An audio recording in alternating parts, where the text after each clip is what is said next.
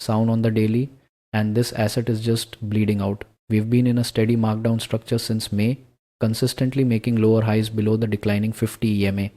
Yesterday's session closed flat at 6.41, hovering right above critical horizontal support at 6.05.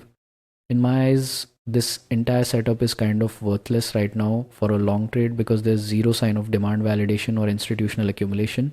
I'm staying completely clear of this and waiting to see if support can even hold. If you want my exact execution framework and the setups I'm personally watching before market open, it's inside the Patreon, link in the description.